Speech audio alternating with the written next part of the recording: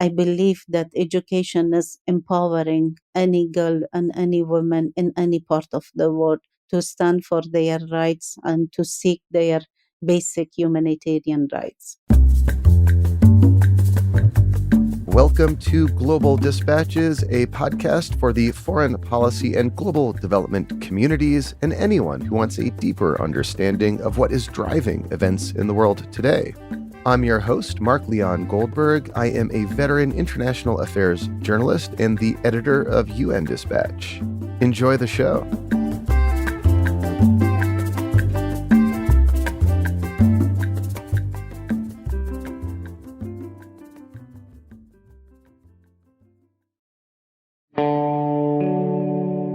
My guest today, Jamila Afghani, is the 2022 laureate of the Aurora Prize for Awakening Humanity. This is a prestigious annual award conferred to grassroots human rights defenders. Jamila Afghani is the founder of the local Afghan NGO Noor Educational and Capacity Development Organization, which, among other things, supports girls' education in Afghanistan. She founded the organization as a refugee in Pakistan, but then established it in Afghanistan just months after the Taliban were ousted from power in 2001. For the last 20 years, her NGO has supported girls and women throughout Afghanistan, and even today, with the country back under Taliban rule, the work continues. In our conversation, Jamila Afghani explains how and why she began work as a civil society leader, which also includes a leadership position with Women's International League for Peace and Freedom. She also discusses how she fled Afghanistan in August 2021 and continues to lead her NGO, but now as a refugee in Canada. I was really excited to speak with Jamila Afghani because I have a lot of respect for the Aurora Prize for Awakening Humanity. A few years ago, I attended the prize ceremony and have had past laureates and honorees on the podcast. And what makes this prize so unique is how it honors the work of humanitarians and human rights defenders who are, generally speaking, far off the media radar. The awardees are not high-profile people. They work at the grassroots level, improving the lives of people around them. And if this describes someone you know, the Aurora Prize is currently accepting nominations for next year's honors, so you can visit their website and learn how to nominate someone. And this is not an advertisement. I just think what Aurora does is pretty neat. And after my conversation with Jamila Afghani, you will understand why. So here is Jamila Afghani, 2022 Aurora Prize laureate and founder of the local Afghan NGO Noor Educational and Capacity Development Organization.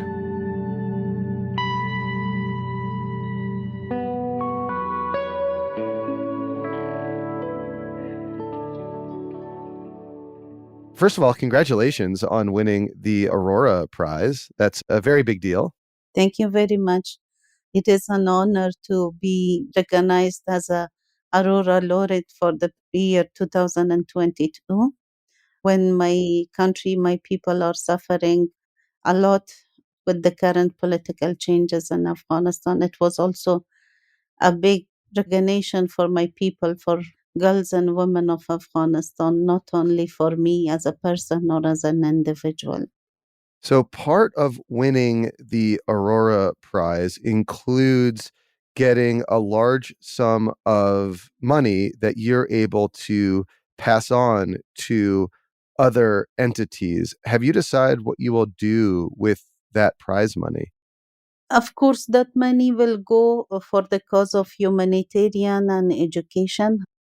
And of course, there is already two organizations decided that the fund will go through NECTO, which is a local Afghan organization, and also Women International League for Peace and Freedom, which is a feminist peace movement organization. And the money will go through these two organizations inside Afghanistan.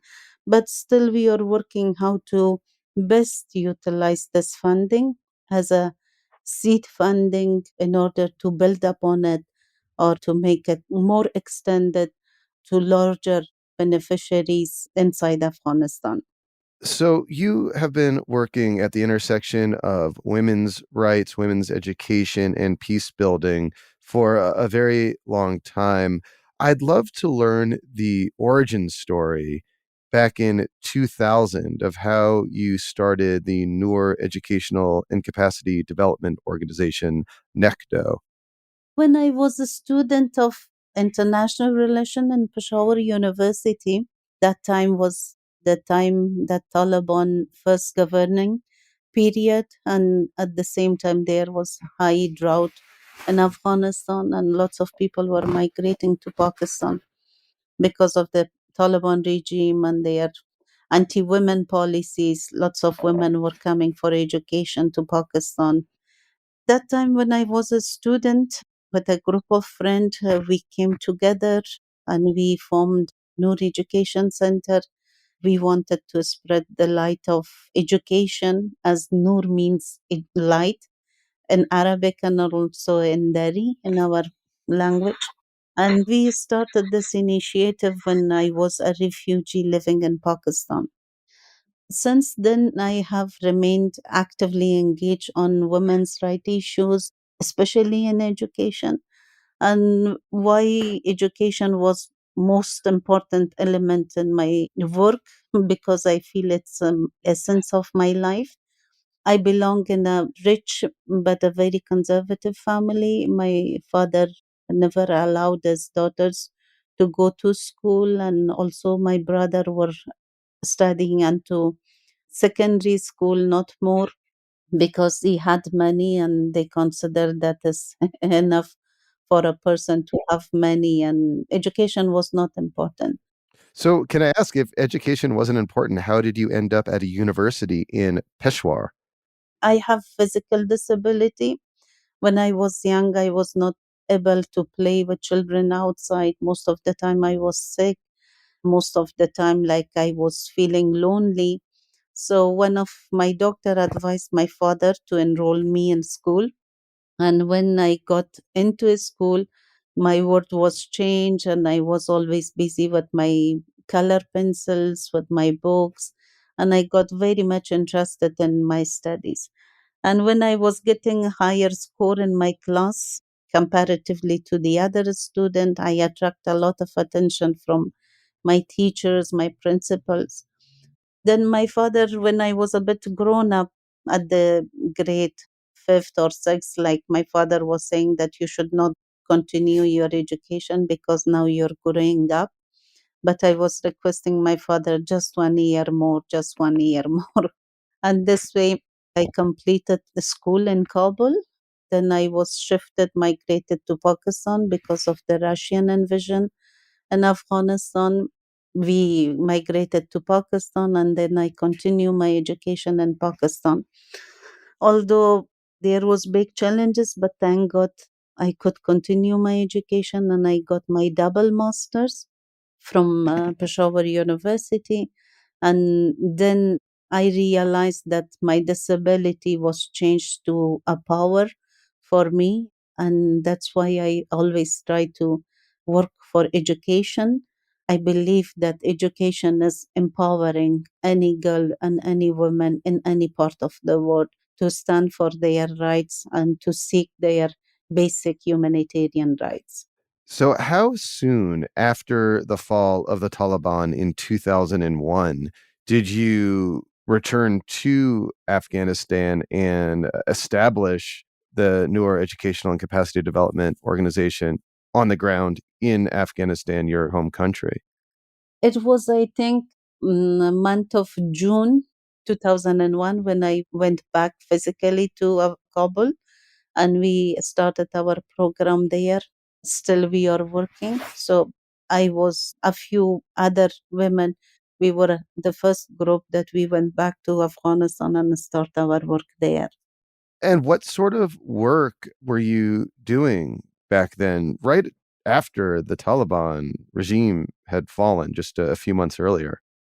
That time also education was a huge problem. Taliban were not allowing girls to go to school, and almost girls lost 4 years of their education under the Taliban first regime. So the very first activity we started in Kabul, it was about literacy program and catch-up program. Literacy, of course, that was literacy, and for catch-up program, we had some quick sort of home schools. Like in every village, we were establishing home schools where we could have a teacher or two teachers, and they were teaching the nearby girls to cover the gap of their studies that they face. So, like, we were preparing the girls to go for the examination and have enough tutor tuition before going for the examination. So just in 2 3 years, those girls who were like having the gap of 4 years, we were covering through catch up program. So in the very initial round in 4 years, we promoted 50,000 girls from the secondary education to university and to higher classes, to bachelor classes. And how did that work just evolve over the years? We had 20 years between Taliban rule in which girls' education was permitted. How did your organization fit in to broader plans to educate girls throughout Afghanistan? During the first regime of Taliban, like when Taliban were closing the schools, there was no voice, nobody was raising their voice. But after 20 years of Taliban takeover, you can see that how much resistance is going on inside the country and outside the country. It is what we have invested in the last 20 years that we have struggled for educating our young generation, our girls and women. So now they are standing and they are struggling to attract attention of the world, like me in many other platforms, in many other events. My sisters are raising their voice for the support of education and human rights in Afghanistan. I want to discuss your ongoing work in Afghanistan today, but I am also interested to learn the circumstances in which you were forced to flee Afghanistan. Again, I learned this is your sixth time now being a refugee.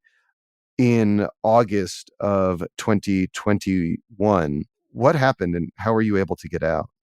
It was unfortunately very difficult situation when Taliban take over on 15th of August. On the same day, I was planning to travel to Turkey for treatment. But as soon as I reached to the airport, I saw that all the parliamentarian, politician, ministers, lots of embassy employees, everybody was accumulated in the airport and everybody was trying to get out of Afghanistan. And even some of the parliamentarian with their bodyguards, with their gunmen, and they wanted to just sit in the plane and flee. I had my passports, my boarding pass for me and for my children, but because of this chaotic situation, and also because of the big rush of the parliamentarian, like they kicked out us from our seats and they were sitting on our seats to flee. And this was a commercial flight that you had previously scheduled for medical treatment, but these parliamentarians just kicked you and your family out of the seat in their rush to escape before the Taliban came. Wow. Exactly. So then, when I realized that all politicians are here and everybody is here, and I was afraid that if they may hurt my children, at the same time, we heard the gunfires, and also there was an explosion outside of the airport. Me and my kids, we escaped away from the airport. I thought if Taliban is going to attack the airport, so everybody, all politicians are here, so it will be very good target for Taliban if they could kill everybody just with very easy effort. So we went back home and I remained in Kabul until 26th of August. I had several attempts to get out. I had a visa from 11 countries, and every time when I was going to the airport. It was a very chaotic situation and Taliban checkpoints and crowd in the airport. With my disability and young children, it was really difficult. Then I had a contact of Norway ambassador in Kabul, and I shared my concern with him, and I said like I'm stuck in this situation. He was kind enough and he helped us and support us for the evacuation. So I ended up in Norway. I was for 1 year in Norway, but unfortunately, Norway also put us in North Norway, which was very cold and very dark place. And because of my disability, I was also not able to move a lot or to be active a lot. So finally, I decided to be shifted in Canada. For the past 2 months, I'm in Canada right now. So, the Noor Educational and Capacity Development Organization, your work still is ongoing in Afghanistan.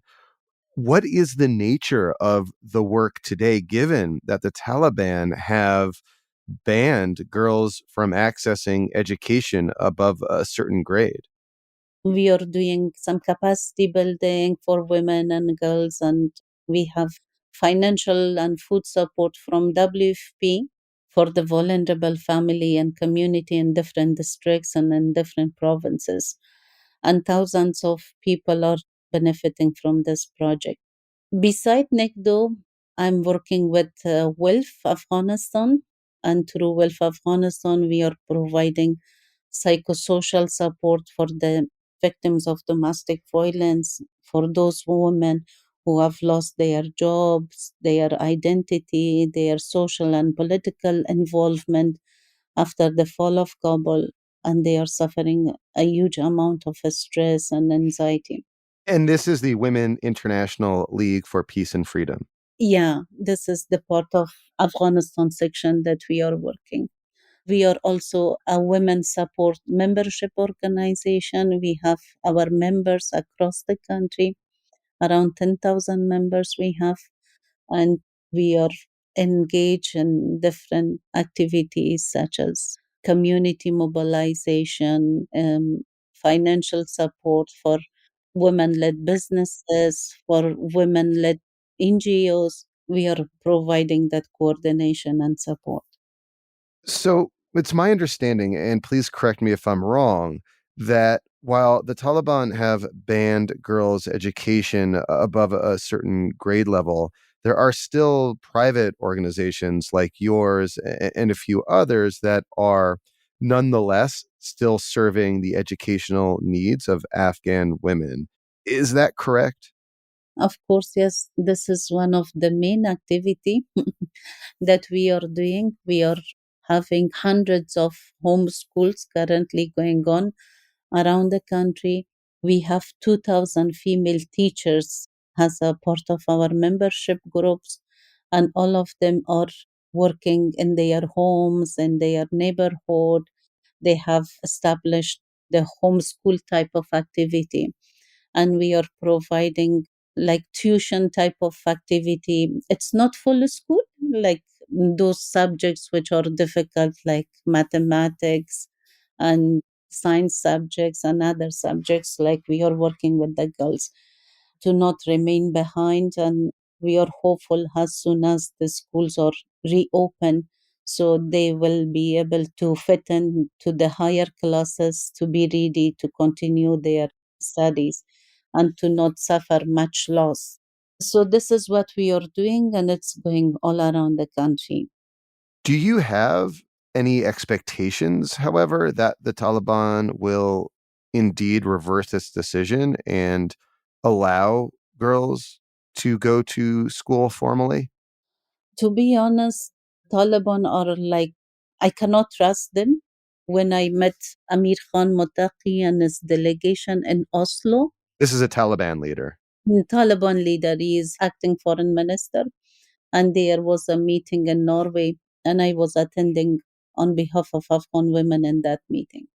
So they were very clear cut, and they were very much sure that the schools would be open on March. But now, from that time up to now, We have conducted several press conferences, so many meetings outside Afghanistan, but still there is no change in the behavior of Taliban. So I'm not very much hopeful that Taliban will keep their promise. But from the other side, I'm hopeful that we Afghan girls and women, we are not the women of 20 years back to keep silent, or we are not the women who do not understand about our rights, about the political and international commitment that Taliban has done to international community. So, in support of our international colleagues and allies, we are trying to pressurize Taliban, and I hope at least for next year the schools will be open, hopefully. Do you have any plans or any intentions to return to Afghanistan to continue your work from Afghanistan? I know you're continuing your work from Canada, but are you planning to return to Afghanistan at all? I swear by God, if tomorrow is the chance that I should return back, I will return back. Well, can I ask what sort of assurances do you need? What needs to happen in order to enable you to return? If there is assurance that we will not be targeted, or we will not be killed, or we will not be abandoned from our work, we need that assurance. So, although sometimes I feel that I should go back without all those assurance, but I feel that at least I'm alive, at least I can contribute in a way or other way. If I'm not alive, how I can contribute? So, if we have that assurance that amnesty that Taliban announced, but practically it did not took place, if that amnesty is given to us, I will return immediately back to my country. The amnesty would be because you were a former government official, correct? Well, my role in government was not that much, which may disturb Taliban, but my role as a civil society and a women activist, that always I was vocal on the injustice by this authority or by former authority. I was always a vocal voice. So that is my role as a peace builder, as a women's right activist, is a challenge that right now I'm speaking against them, against any injustice I'm speaking. So this is the major concern that might be a huge barrier for my returning back to Afghanistan. Jamila, thank you so much for your time and congratulations again on this very well deserved recognition as a Aurora Laureate. Thank you very much.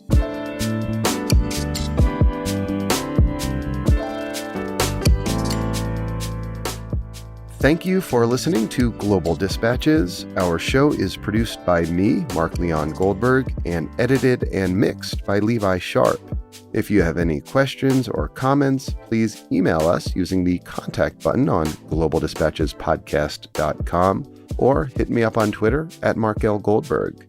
Please rate and subscribe to our show on Apple Podcasts.